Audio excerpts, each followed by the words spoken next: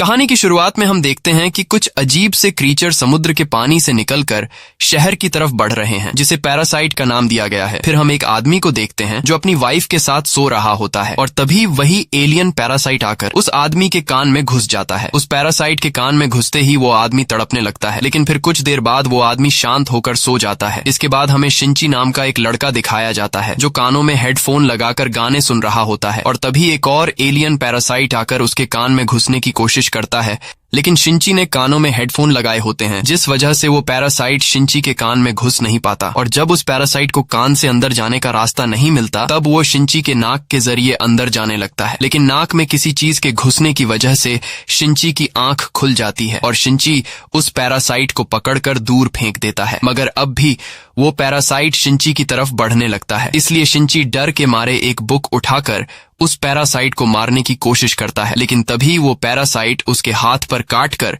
उसके हाथ के अंदर घुस जाता है और उसके हाथ से उसकी बॉडी की तरफ आगे बढ़ने लगता है। ये देखकर शिंची घबरा जाता है और वो जल्दी से एक रस्सी उठाकर अपने हाथ को कसकर बांध लेता है ताकि वो पैरासाइट उसकी बॉडी में आगे न बढ़ सके। लेकिन वो पैरासाइट उसके हाथ के अंदर होने की वजह से शिंची को तकलीफ होने लगती है, जिस वजह से वो जोर से चिल्लाने लगता है और शिंची की चिल्लाने की आवाज सुनकर उसकी मॉम उसके पास आती है। तब शिंची अपनी मॉम से कहता है कि मेरे हाथ में कोई कीड़ा घुस गया है, लेकिन जब शिंची की मॉम उसका हाथ चेक करती है तो अंदर कुछ भी नहीं होता। यह देखकर शिंची की मॉम को लगता है कि शिंची मजाक कर रहा है, इसलिए वो वहां से चली जाती है। लेकिन यहाँ शिंची सोच में पड़ जाता है कि आखिर वो कीड़ा कहाँ चला गया। अगली सुबह शिंची जब ब्रेकफास्ट कर रहा होता है, तब उसे अपने राइट हैंड यानी कि जिस हाथ में वो पैरासाइट अंदर घुसा था, वो हाथ शिंची को काफी अजीब सा महसूस होता है। इसके बाद हम उस आदमी को देखते हैं जिसके कान के अंदर पैरासाइट घुस गया था। वो आदमी काफी अजीब सा बिहेव कर रहा होता है और उसकी आंखें टेढ़ी मेढ़ी होने लगती हैं, जैसे वो अपनी बॉडी पर कंट्रोल खो चुका हो। इसके बाद वो आदमी अपनी वाइफ के पास जाता है और तभी अचानक उसका मुंह एक बड़े क्रीचर की तरह खुल जाता है, जिसके अंदर कई सारी आंखें थीं। अब इससे पहले कि उसकी वाइफ कुछ समझ पाती,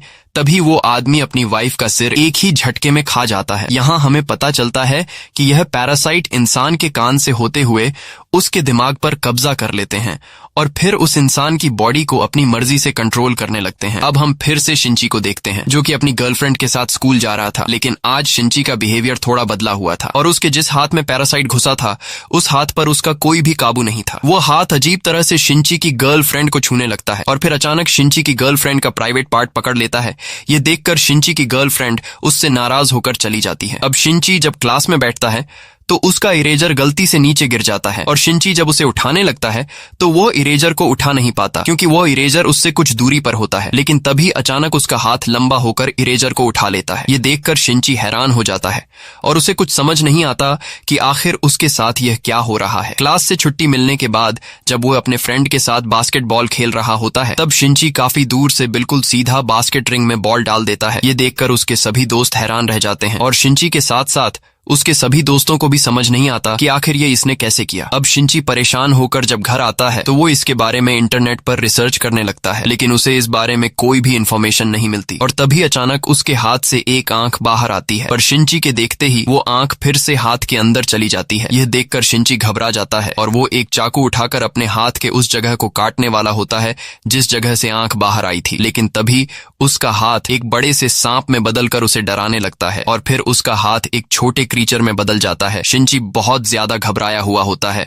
और वो अपने हाथ से पूछता है कि तुम कौन हो। तब उसका हाथ उसी की बात को रिपीट करते हुए कहता है कि तुम कौन हो। अब शिंची रोते हुए खुद से कहता है कि यह मेरे हाथ को क्या हो गया है। तब वो क्रीचर शिंची की बातों को दोहराने लगता है और फिर वो शिंची को बताता है कि मैंने तुम्हारा हाथ खा लिया है। वहीं दूसरी तरफ हम उसी आदमी को देखते हैं जिसने अपनी वाइफ के सर को खा लिया था और अब वो आदमी टीवी के सामने बैठकर इंसानों की भाषा सीखने लगता है। साथ ही हम देखते हैं कि इस आदमी ने अपनी बीवी की बॉडी को पूरी तरह से खा लिया है। अगले दिन सुबह जब शिंची नींद से उठता है तो वो देखता है कि वही क्रीचर जो कि उसके हाथ से जुड़ा हुआ है, वो उसका लैपटॉप और बुक्स पढ़ते हुए इंसानों के तौर तरीके सीख रहा है। यहाँ शिंची उस क्रीचर से कहता है कि मैं हॉस्पिटल जाकर अपना हाथ कटवा दूंगा और तुम्हें अपने आप से अलग कर दूंगा। ये सुनकर वो क्रीचर कहता है कि ऐसा करने से मैं तो तुमसे अलग हो जाऊंगा, लेकिन तुम अपना एक हाथ खो दोगे और मुझे पता है कि तुम ऐसा कभी नहीं करोगे। यहाँ वो क्रीचर शिंची से कहता है कि मैं तो तुम्हारी पूरी बॉडी पर कब्जा करने की कोशिश कर रहा था, लेकिन फिर तुमने अपने हाथ को रस्सी से बांधकर मुझे आगे जाने से रोक दिया। इसलिए अब मैंने सिर्फ तुम्हारे हाथ पर ही कब्जा कर रखा है और अब हम दोनों एक दूसरे के साथ जुड़ चुके हैं। साथ ही वो क्रीचर शिंची से कहता है कि तुम परेशान मत हो, मैं तुम्हें कोई भी नुकसान नहीं पहुंचाऊंगा, क्योंकि अगर तुम्हें कुछ हो गया तो मैं भी मर जाऊंगा। अब यहाँ शिंची का भी थोड़ा बहुत डर दूर हो गया था और शिंची उस क्रीचर से पूछता है कि तुम्हारा नाम क्या है। तब वो क्रीचर कहता है कि तुम मुझे मिकी बुला सकते हो। अब शिंची जब स्कूल जाता है तो वहाँ मिकी ढेर सारे बुक्स पढ़ता है, जिससे वो इंसानों के बारे में और भी ज्यादा जानने लगता है। मिकी बहुत ही ज्यादा इंटेलिजेंट होता है। जैसे ही शिंची क्लासरूम से बाहर आता है तब मिकी पास वाले क्लास में स्टूडेंट को फाइट की प्रैक्टिस करते हुए देखकर उनसे फाइटिंग स्किल्स सीख लेता है। अब इसके बाद शिंची पेंटिंग क्लास में पेंटिंग बना रहा होता है और शिंची अपने उस क्रीचर वाले हाथ से अपनी गर्लफ्रेंड का एक बहुत ही प्यारा पेंटिंग बना लेता है। तभी उसकी गर्लफ्रेंड वहां आती है और जब वो अपने बॉयफ्रेंड के हाथों बना हुआ अपना पेंटिंग देखती है तो वह शिंची से काफी खुश हो जाती है और उसे कहती है कि पिछली बार तो तुमने गलती से मेरे प्राइवेट पार्ट को टच कर लिया था, लेकिन अगर तुमने फिर से वो सब किया ना तो मैं तुम्हारी जान ले लूंगी। ये कहकर वह वहां से चली जाती है। अब स्कूल से छुट्टी होने के बाद शिंची जब घर आता है और बाथ टब में नहाने लगता है तब मिकी कहता है कि मुझे तुम्हारी बॉडी को इन्वेस्टिगेट करना है। शिंची उसे ऐसा करने से मना करता है, लेकिन मिकी जबरदस्ती उसकी बॉडी पार्ट्स को देखने लगता है और बॉडी पार्ट्स देखने के बाद मिकी शिंची पर हंसता है। यहाँ हम देखते हैं कि मिकी और शिंची में काफी अच्छी दोस्ती हो गई है और यह दोनों एक साथ रहना सीख गए हैं। वहीं हम बाहर शहर के हालात देखते हैं जहाँ और भी कई सारे पैरासाइट ने और लोगों की बॉडी पर कब्जा कर लिया है और वो पैरासाइट लोगों को मार कर खा रहे थे। ये खबरें पूरे शहर में फैल जाती हैं, लेकिन किसी भी आम इंसान को यह पता नहीं होता कि लोगों को कौन मार रहा है। और एक दिन शिंची जब मार्केट जाता है तभी मिकी शिंची से कहता है कि मुझे यहाँ आसपास अपनी तरह किसी पैरासाइट के होने का एहसास हो रहा है। अब शिंची उसकी बातों को इग्नोर करने लगता है, लेकिन मिकी उसे जबरदस्ती एक रेस्टोरेंट के अंदर ले जाता है जहाँ उसे एक आदमी दिखाई देता है और उस आदमी की बॉडी पर भी पैरासाइट ने कब्जा कर लिया था, जो बहुत ही ज्यादा भयानक दिख रहा था और वो आदमी एक नॉर्मल आदमी को मार कर खा रहा था। यहाँ वो आदमी जब शिंची को देखता है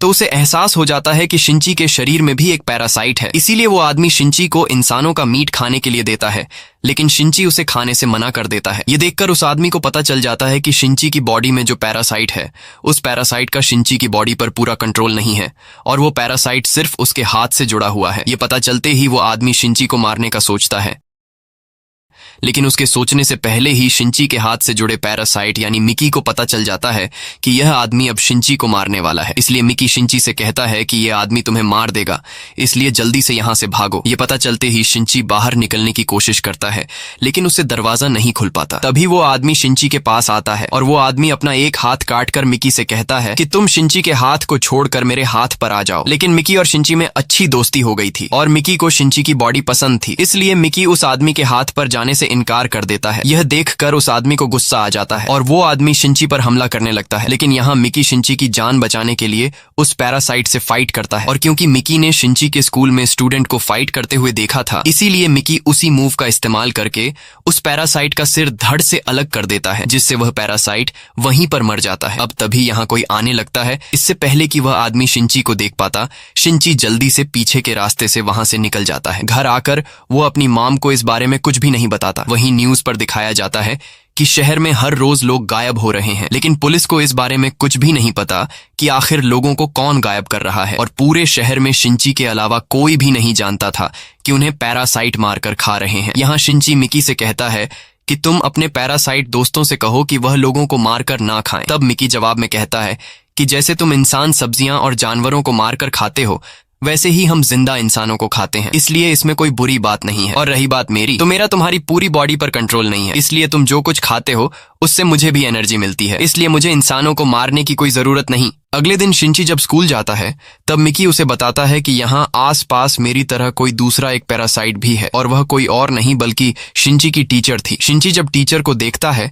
तो उसे पता चल जाता है कि हमारी ये टीचर एक पैरासाइट है और यही टीचर भी समझ जाती है कि शिंची के साथ एक पैरासाइट जुड़ा हुआ है। अब स्कूल से छुट्टी होने के बाद टीचर शिंची को अपने पास बुलाती है और उससे कहती है कि तुम्हें मुझसे डरने की जरूरत नहीं, मैं यहाँ स्कूल में इसलिए आई हूँ ताकि मैं इंसानों के तौर तरीके को सीखकर इंसानों के बीच घुल मिलकर रह सकूं। साथ ही वो बताती है कि मैंने एक दूसरे पैरासाइट के साथ मिलकर खुद को प्रेग्नेंट कर लिया है, ताकि ये पता चल सके कि दो पैरासाइट के मिलने से जो बच्चा पैदा होगा वो इंसान होगा या फिर कोई पैरासाइट। इसके बाद वह टीचर शिंची को दो और पैरासाइट से मिलवाती है जिनकी बॉडी पर पैरासाइट ने कब्जा कर लिया था। इनमें से एक हाई स्कूल का स्टूडेंट था और दूसरा एक पुलिस ऑफिसर था। टीचर शिंची से कहती है कि हमारा 3 लोगों का ग्रुप है जो एक दूसरे को हर एक बात की खबर देते हैं ताकि हम सब इंसानों के बीच छुप कर रह सकें। और टीचर शिंची से कहती है कि तुम्हें भी हमारे ग्रुप को ज्वाइन कर लेना चाहिए, लेकिन शिंची इनके ग्रुप के साथ मिलकर काम करने से इनकार कर देता है। तब टीचर शिंची से कहती है कि ठीक है, अगर तुम्हें हमारे ग्रुप को ज्वाइन नहीं करना तो तुम्हारी मर्जी, लेकिन हमारे बारे में किसी को भी पता नहीं चलना चाहिए। अगर तुमने हमारे बारे में किसी को बताया कि हम पैरासाइट हैं तो हम तुम्हें जिंदा नहीं छोड़ेंगे। ये कहकर वो तीनों वहां से जाने लगते हैं, लेकिन जाने से पहले वह पुलिस ऑफिसर शिंची को काफी अजीब नजरों से देखता है। अब यहाँ मिकी शिंची को बताता है कि टीचर में जो पैरासाइट है वह एकदम शांत है। मैंने आज तक उसकी तरह शांत पैरासाइट कभी नहीं देखा, लेकिन जो पुलिस ऑफिसर है उसमें मुझे थोड़ा बहुत गड़बड़ नजर आया, इसलिए तुम पुलिस ऑफिसर से अलर्ट रहना। और जब शिंची वापस अपने घर आ रहा होता है तभी रास्ते में उसके सामने वही पैरासाइट पुलिस ऑफिसर आ जाता है। पुलिस ऑफिसर शिंची पर काफी गुस्सा होता है क्योंकि उसे पता चल गया होता है कि कुछ दिन पहले उस रेस्टोरेंट में जो पैरासाइट मारा गया था उसे शिंची ने मारा था। इसीलिए वह पुलिस ऑफिसर शिंची को मारने के लिए उस पर हमला करता है, लेकिन मिकी पुलिस ऑफिसर के हमले को रोककर शिंची को बचा लेता है। इसके बाद मिकी उस पुलिस ऑफिसर से फाइट करता है। यहाँ इन दोनों के बीच काफी तगड़ी फाइट होने लगती है और जब मिकी और वह पुलिस ऑफिसर लड़ रहे होते हैं तब शिंची समझदारी से काम लेते हुए आगे बढ़कर अपने दूसरे हाथ से उस पुलिस ऑफिसर के पेट में एक लोहे का रॉड घुसा देता है, जिससे पुलिस ऑफिसर की बॉडी से खून बहने लगता है। अब क्योंकि यह पैरासाइट एक इंसान की बॉडी में था, इसीलिए पुलिस ऑफिसर की बॉडी कमजोर होने की वजह से वो पैरासाइट भी कमजोर होकर वहीं पर गिर जाता है। इसके बाद शिंची सीधा वापस अपने घर की तरफ जाने लगता है। यहाँ इस पुलिस ऑफिसर की बॉडी ज्यादा खून बहने की वजह से काम करना छोड़ गई होती है, इसलिए उस पुलिस ऑफिसर की बॉडी में जो पैरासाइट होता है वो बॉडी से बाहर आ जाता है और अब वो एक नई इंसान की बॉडी की तलाश में होता है। तभी उस रास्ते से शिंची की मॉम गुजरती है और इस पुलिस ऑफिसर की बॉडी का पैरासाइट शिंची की मॉम की बॉडी के अंदर चला जाता है। वहीं घर में शिंची बहुत ज्यादा उदास बैठा होता है क्योंकि आज उसने एक आदमी को मार दिया है, इसलिए वो खुद को गिल्टी फील कर रहा होता है। लेकिन तभी मिकी शिंची को वार्न करते हुए कहता है कि उस पुलिस ऑफिसर वाला पैरासाइट फिर से हमारी तरफ आ रहा है। ये सुनकर शिंची परेशान हो जाता है और कहता है कि उस पुलिस ऑफिसर को तो हमने मार दिया था, लेकिन पता नहीं वो फिर से कैसे जिंदा हो गया। अब खुद को बचाने के लिए शिंची एक चाकू लेकर एक कोने में छुप जाता है और तभी शिंची की मॉम घर के अंदर आ जाती है। शिंची की मॉम काफी अजीब सा बिहेव कर रही होती है। ये देखकर मिकी समझ जाता है कि उस पुलिस ऑफिसर वाला पैरासाइट अब शिंची की मॉम की बॉडी में आ गया है, इसलिए मिकी शिंची की मॉम को मारना चाहता है, लेकिन शिंची मिकी को उसे ऐसा करने से मना कर देता है क्योंकि शिंची अपनी मॉम से बहुत ज्यादा प्यार करता है। लेकिन तभी शिंची की मॉम एक क्रीचर में बदल जाती है और उसकी मॉम से जुड़ा पैरासाइट शिंची के दिल पर वार करता है, जिससे शिंची बुरी तरह से घायल हो जाता है और नीचे गिर जाता है। अब शिंची को मारने के बाद वो पैरासाइट वहां से निकल जाता है। यहाँ शिंची के दिल पर वार होने की वजह से शिंची मर रहा होता है और शिंची अपनी आखिरी सांसें लेने लगता है। अब मिकी शिंची को बचाने के लिए उसके हाथ से निकलकर उसकी बॉडी के उस हिस्से में चला जाता है जहां पर छेद हुआ था और शिंची कई घंटों तक इसी हालत में यहीं पर पड़ा रहता है। यहाँ हम देखते हैं कि मिकी फिर से शिंची के हाथ में वापस आ रहा होता है और तभी कुछ घंटों बाद अचानक शिंची को होश आ जाता है। होश में आने के बाद शिंची आईने के सामने जाकर अपना जख्म देखने लगता है, लेकिन शिंची को अपनी बॉडी पर किसी भी जख्म का निशान दिखाई नहीं देता। यहाँ मिकी उसे बताता है कि मैंने तुम्हारे दिल को ठीक करने के लिए अपने हिस्से के कुछ सेल्स को वहां छोड़ दिया, जिससे तुम्हारा दिल वापस रिकवर हो गया और तुम्हारी जान बच गई। मगर यहाँ शिंची दोबारा से जिंदा होने से बिल्कुल भी खुश नहीं था क्योंकि इस दुनिया में सिर्फ उसकी मॉम उसके साथ थी, लेकिन अब वो भी एक पैरासाइट के कब्जे में है। इसलिए अब शिंची उस पुलिस ऑफिसर के पैरासाइट पर काफी गुस्सा हो जाता है और बदले की आग में जलने लगता है। अगले दिन शिंची उस पुलिस ऑफिसर वाले पैरासाइट को ढूंढने लगता है जिसने शिंची की मॉम की बॉडी पर कब्जा कर लिया था और यहाँ हम देखते हैं कि शिंची अब पूरी तरह से बदल गया है। जहाँ पहले वो एक डरपोक लड़का था, लेकिन अब उसकी बॉडी में मिकी के सेल्स आने की वजह से वो बहुत ज्यादा अग्रेसिव हो गया है और अब वो पूरे शहर में उस पैरासाइट को ढूंढने लगता है जिसने उसकी मॉम की बॉडी पर कब्जा कर लिया था। लेकिन वह पैरासाइट उसे कहीं पर भी नहीं मिलता और तभी वह एक ऐसी जगह पर चला जाता है जहाँ पर ढेर सारे लोग जमा हुए होते हैं और यहाँ एक पॉलिटिशियन लोगों को जमा करके उनसे वोट मांग रहा था। उस पॉलिटिशियन को देखने के बाद शिंची को पता चलता है कि जो पॉलिटिशियन वोट मांग रहा है वह भी एक पैरासाइट है। ये देखकर शिंची घबरा जाता है, क्योंकि अगर वह पैरासाइट पॉलिटिशियन इलेक्शन जीत गया तो पूरा शहर खतरे में पड़ सकता है। अगले दिन जब शिंची स्कूल जाता है तो वहां उससे वही स्टूडेंट मिलता है जो एक पैरासाइट था, और ये स्टूडेंट टीचर के ग्रुप में शामिल था। यहाँ हमें पता चलता है कि टीचर ने जानबूझकर इस स्टूडेंट का इस स्कूल में ट्रांसफर करवा दिया है ताकि ये स्टूडेंट शिंची पर नजर रख सके। यहाँ वह स्टूडेंट बाकी स्टूडेंट के सामने शिंची से ऐसे मिलने का दिखावा करता है कि जैसे ये दोनों पहली बार मिल रहे हों, और ये सब ऊपर से पैरासाइट टीचर देख रही होती है। घर आकर शिंची को मिकी बताता है कि जब से मैंने तुम्हारे दिल को अपने सेल से ठीक किया है तब से मुझे थकान महसूस होने लगा है, इसलिए अब मुझे हर रोज 4 घंटे के लिए सोना पड़ेगा, और जब मैं सो जाऊंगा तब तुम्हें अपना ख्याल खुद रखना होगा। ये कहते हुए मिकी अचानक गायब होकर सो जाता है। शिंची उसे जगाने की कोशिश करता है, लेकिन मिकी नहीं जागता। वहीं दूसरी तरफ पुलिस ऑफिसर्स को शहर भर में कई सारे लोगों के मरने के रिपोर्ट्स मिलते हैं, और इन्हें पता चलता है कि पूरे शहर में कुछ ऐसे लोग हैं जिनकी बॉडी में पैरासाइट है, और वही पैरासाइट इंसान के रूप में लोगों के बीच छुप कर रहते हुए लोगों को मार रहे हैं। ये पता चलते ही पुलिस इस बारे में रिसर्च करने लगती है, और इन्हें पता चलता है कि अगर किसी इंसान की बॉडी में पैरासाइट रह रहा हो तो उस इंसान के सर का बाल तोड़ने पर वह बाल किसी जिंदा चीज की तरह हिलने लगेगा। और ये खबर पुलिस वाले टीवी पर चला देते हैं,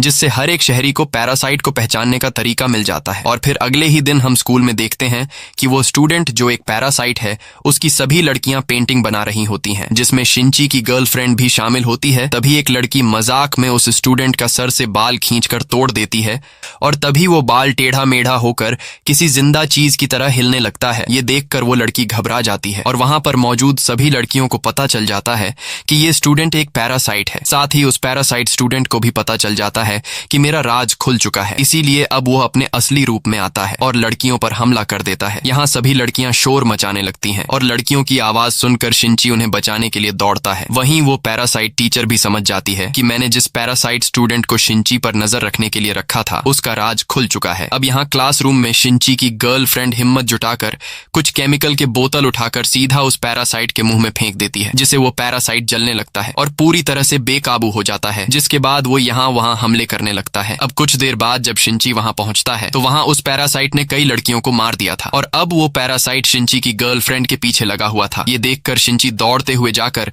उस पैरासाइट को नीचे गिरा देता है और उससे लड़ने लगता है। तभी यहाँ पर पैरासाइट टीचर भी आ जाती है। अब वो टीचर जब देखती है कि इस पैरासाइट स्टूडेंट ने कई लड़कियों को मार दिया है, ये देखकर वो टीचर गुस्सा हो जाती है, क्योंकि स्टूडेंट की इस हरकत की वजह से टीचर का राज भी दुनिया के सामने आ सकता है। इसलिए वो टीचर वहां पर एक बम फेंक कर चली जाती है, लेकिन बम के फटने से पहले ही शिंची अपनी गर्लफ्रेंड को उठाकर खिड़की से नीचे जंप कर देता है, और तभी ऊपर वाले फ्लोर में एक जोरदार ब्लास्ट होता है। लेकिन इस ब्लास्ट में भी वो स्टूडेंट नहीं मारा जाता, मगर अब वो बुरी तरह से घायल हो चुका होता है। वही बाहर शिंची की गर्लफ्रेंड शिंची को काफी अजीब नजरों से देखने लगती है, क्योंकि बिल्डिंग के तीसरे फ्लोर से कूदने के बाद भी शिंची को कुछ नहीं हुआ था। और अब शिंची की गर्लफ्रेंड समझ जाती है कि शिंची भी एक पैरासाइट है। वहीं कुछ देर बाद जिस फ्लोर में ब्लास्ट हुआ था वहां पर पुलिस आ जाती है, और पुलिस मालूम करने लगती है कि आखिर ये ब्लास्ट किसने किया। लेकिन तभी वो स्टूडेंट एक पुलिस अफसर पर हमला करके उसे मार देता है, जिसके बाद वो स्टूडेंट खुद को बचाते हुए ऊपर छत पर जाने लगता है। तभी बाहर मिकी शिंची को बताता है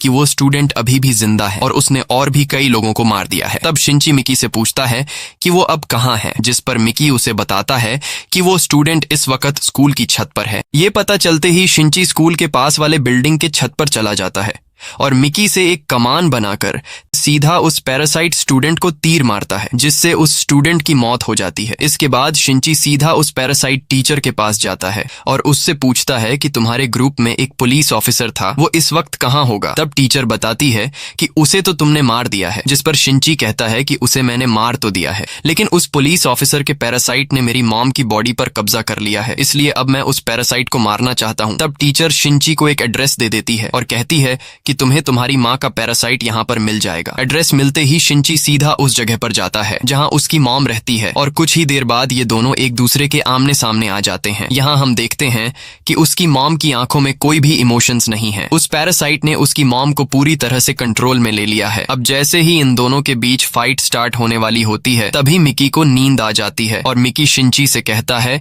कि मैं सोने जा रहा हूँ, लेकिन सोने से पहले वह शिंची के हाथ पर एक नुकीला हथियार बनाकर सो जाता आता है और अब शिंची को अकेले ही लड़ना पड़ेगा। तभी शिंची की मॉम एक क्रीचर में बदलकर शिंची पर हमला कर देती है और शिंची यहाँ खुद को बचाने लगता है। कुछ देर बाद शिंची भी काफी अच्छे से अपनी मॉम से लड़ने लगता है और जैसे ही शिंची इस पैरासाइट को मारने वाला होता है तभी उसे अपनी माँ की आवाज सुनाई देती है। यहाँ शिंची की मॉम शिंची को काफी प्यार भरी नजरों से देखने लगती है और शिंची की मॉम कुछ देर के लिए उस पैरासाइट से अपना कंट्रोल लेकर अपने बेटे को पहचान लेती है, लेकिन तभी फिर से वो पैरासाइट शिंची की मॉम को अपने काबू में ले लेता है और शिंची पर सीधा हमला कर देता है।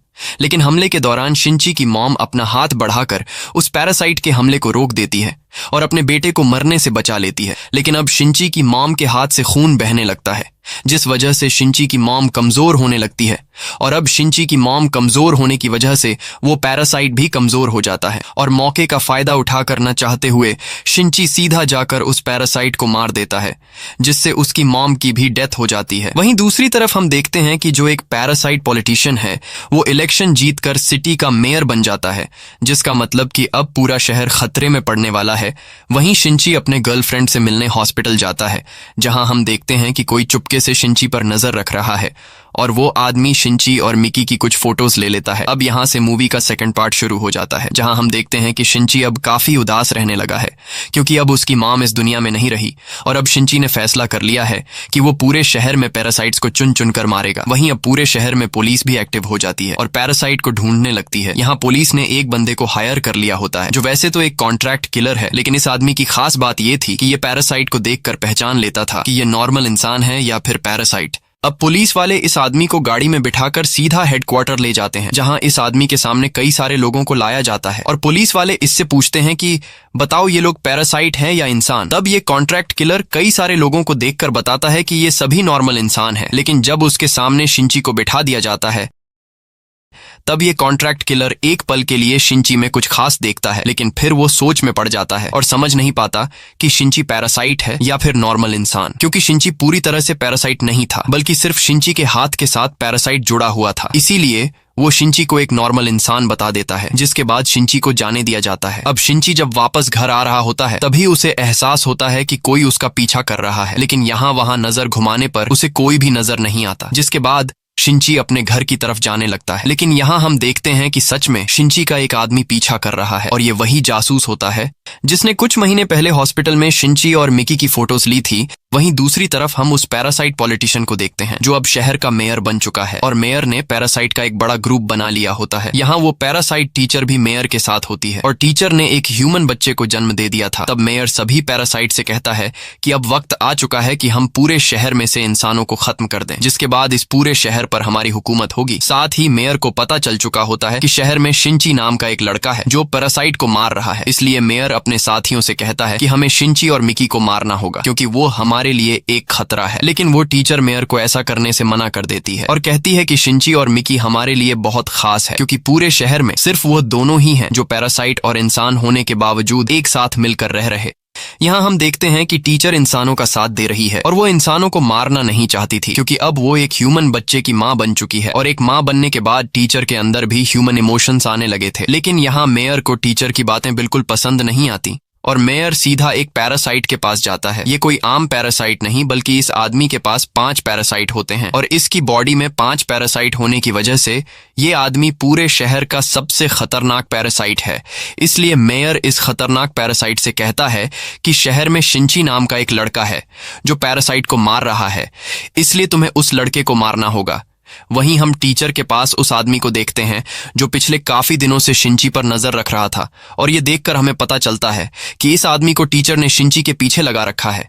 ये आदमी टीचर को शिंची और मिकी की कुछ फोटोज दिखाता है और कहता है कि शिंची पूरे शहर के लिए एक खतरा है, इसलिए हमें उसके बारे में पुलिस को बता देना चाहिए, पर टीचर उसे ऐसा करने से मना कर देती है। यहाँ हम देखते हैं कि ये आदमी टीचर को पसंद करने लगा है, लेकिन उसे पता नहीं है कि टीचर भी एक पैरासाइट है। अब वो जासूस आदमी जब घर आता है तो हम देखते हैं कि इस आदमी की एक बेटी भी है और ये आदमी अपनी बेटी से बहुत ज्यादा प्यार करता है। वहीं दूसरी तरफ शिंची की गर्लफ्रेंड को दिखाया जाता है जो शिंची से नाराज है क्योंकि शिंची ने उससे ये बात छुपाई थी कि वो एक पैरासाइट से जुड़ा है, इसलिए शिंची की गर्लफ्रेंड उससे नाराज होकर वहां से चली जाती है। अब शिंची शिंची जब घर वापस आ रहा होता है तभी रास्ते में वो जासूस उसका पीछा करने लगता है और जल्द ही शिंची को पता चल जाता है कि यह आदमी मेरा पीछा कर रहा है। ये पता चलते ही शिंची उस आदमी को पकड़ लेता है और उसे डराकर पूछता है कि बताओ तुम्हें मेरा पीछा करने को किसने कहा है। तब वो जासूस टीचर का नाम लेता है। ये सुनकर शिंची उस जासूस से कहता है कि तुम जिस औरत के लिए जासूसी कर रहे हो वो खुद भी एक पैरासाइट है, बल्कि वो तो पैरासाइट की लीडर है। लेकिन शिंची की इस बात पर उस जासूस आदमी को यकीन नहीं होता, इसीलिए शिंची टीचर के पास जाता है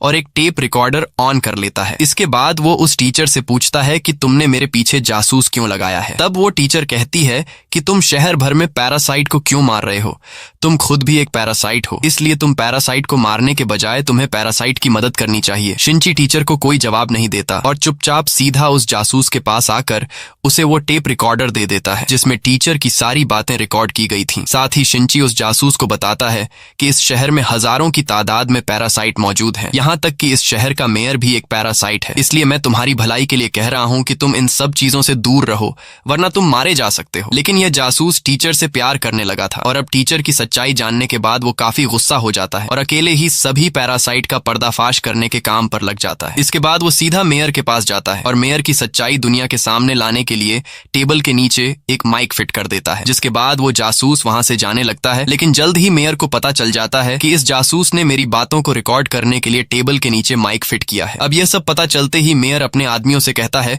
कि इसे मार डालो। मेयर के ऑर्डर पर 2 पैरासाइट उस जासूस को मारने के लिए उसके घर पर जाते हैं, लेकिन वो जासूस घर पर मौजूद नहीं होता। अब जासूस को ना पाकर वो 2 पैरासाइट जासूस की बेटी को मारकर चले जाते हैं। अब जब वो जासूस घर आता है तो अपनी बेटी को मरा हुआ देखता है। ये देखकर वो जासूस बदले की आग में जलने लगता है और जासूस को लगता है कि मेरी बेटी को टीचर ने मारा है। दूसरी तरफ शिंची कहीं जा रहा होता है, तभी मिकी उसे बताता है कि तुम पर 5-5 पैरासाइट हमला करने आ रहे हैं और तभी वो पैरासाइट शिंची के सामने आ जाता है जिसके अंदर 5 पैरासाइट हैं। मिकी उसे देखकर सब समझ जाता है और वो शिंची से कहता है कि इस आदमी की बॉडी में 5-5 पैरासाइट हैं, इसलिए ये आदमी बहुत खतरनाक है। ये पता चलते ही शिंची वहां से भागने लगता है और वो 5 पैरासाइट वाला आदमी भी उसका पीछा करने लगता है। साथ ही वो पैरासाइट शिंची पर हमले करने लगता है, लेकिन शिंची उसे खुद को बचाता है और यहाँ शिंची बड़ी चालाकी से पेड़ से लटक कर उस 5 पैरासाइट वाले आदमी का सिर धड़ से अलग कर देता है। अब यहाँ शिंची को लगता है कि ये पैरासाइट मारा जा चुका है, इसलिए शिंची वहां से जाने लगता है। लेकिन तभी हम देखते हैं कि उस आदमी के बॉडी में जो बचे हुए 4 पैरासाइट थे उनमें से एक पैरासाइट निकलकर उस आदमी की बॉडी में चला जाता है, जिससे वो पैरासाइट वापस जिंदा हो जाता है। साथ ही वह पैरासाइट जिसे शिंची ने मार दिया था वो वापस उस आदमी के हाथ से जुड़ जाता है। वहीं दूसरी तरफ टीचर मेयर पर काफी गुस्सा होती है और उससे कहती है कि भूलो मत, मैंने तुम्हें इलेक्शन जितवाया है और जब मैंने तुमसे कहा था कि तुम इस जासूस और शिंची को मारने के लिए पैरासाइट नहीं भेजोगे, तब तुमने ऐसा क्यों किया। लेकिन यहाँ मेयर टीचर की बात का कोई जवाब नहीं देता। अब यहाँ मेयर और आसपास खड़े पैरासाइट समझ जाते हैं कि टीचर पैरासाइट का साथ देने के बजाय इंसानों का साथ दे रही है, इसलिए टीचर जब वहां से जाती है तब मेयर उसे मारने के लिए कुछ पैरासाइट को भेज देता है। अब टीचर जब पार्किंग एरिया में आती है तो उसे पता चल जाता है कि मेयर ने मुझे मारने के लिए कुछ पैरासाइट को भेजा है, इसलिए टीचर उनसे लड़ने लगती है और एक ही झटके में तीनों पैरासाइट को मार देती है। और अब जब टीचर अपने घर आती है तो वह देखती है कि उसका बेटा गायब है और तभी उसे एक नोट मिलता है जिससे उसे पता चलता है कि मेरे बेटे को उस जासूस ने किडनैप किया है। ये देखकर टीचर को काफी गुस्सा आता है। साथ ही उस जासूस ने टीचर के लिए लिखा था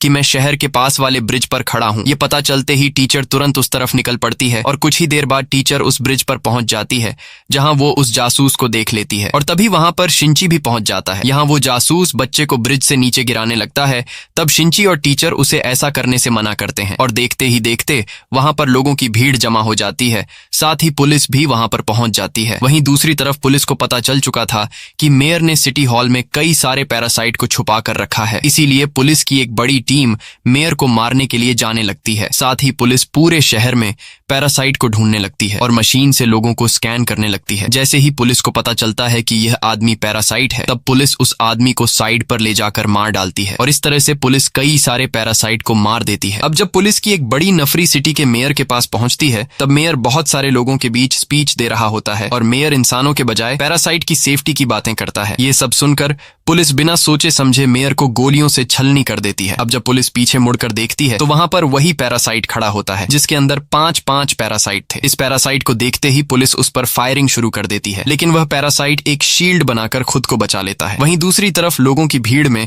वो जासूस टीचर के बच्चे को जैसे ही नीचे गिराने वाला होता है, तभी वो टीचर अपनी असली रूप में आकर उस जासूस को मार डालती है और अपने बच्चे को बचा लेती है। लेकिन अब टीचर का राज दुनिया के सामने आ चुका था, इसलिए पुलिस ऑफिसर्स टीचर को खतरनाक समझकर उसे शूट करवा देते हैं। लेकिन यहाँ टीचर खुद की बिना परवाह किए अपने बच्चे को प्रोटेक्ट कर लेती है और उसे कई सारी गोलियां लग जाती हैं, जिससे टीचर बुरी तरह से घायल हो जाती है। और टीचर धीरे धीरे आगे बढ़ते हुए अपना बच्चा शिंची को दे देती है और कहती है कि तुम इसे एक नॉर्मल इंसान की तरह बड़ा करना। ये कहकर ज्यादा गोलियां लगने की वजह से टीचर वहीं पर गिरकर मारी जाती है। अब पुलिस ऑफिसर शिंची को गाड़ी में बैठाकर इन्वेस्टिगेशन के लिए अपने हेडक्वार्टर ले आते हैं, जहां पर पुलिस की एक बड़ी नफरी खड़ी होती है और तभी वहां पर वह 5 पैरासाइट वाला आदमी आ जाता है और वह पैरासाइट अब शिंची को मारना चाहता था, इसलिए शिंची गाड़ी में बैठकर वहां से भागने लगता है। लेकिन तभी वह पैरासाइट उड़कर उसकी कार के ऊपर आ जाता है और ऊपर से शिंची पर हमला करने लगता है, जिस वजह से शिंची से कार अनबैलेंस होकर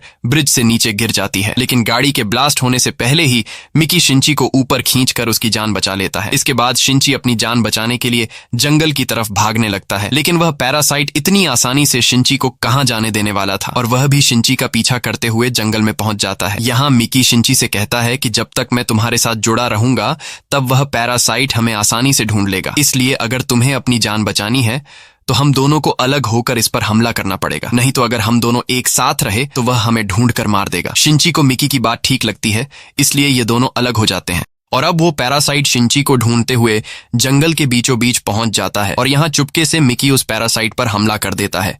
लेकिन वो पैरासाइट बड़ी आसानी से मिकी का वार रोक लेता है और तभी पीछे से शिंची भी उस पर अटैक करता है, पर वो पैरासाइट शिंची का भी वार रोक लेता है और शिंची को दूर फेंक देता है। ये देखकर शिंची और मिकी समझ जाते हैं कि ये पैरासाइट बहुत ही ज्यादा ताकतवर है, इसीलिए मिकी शिंची से कहता है कि तुम यहाँ से भाग जाओ, मैं अकेले ही इससे लड़ता हूँ।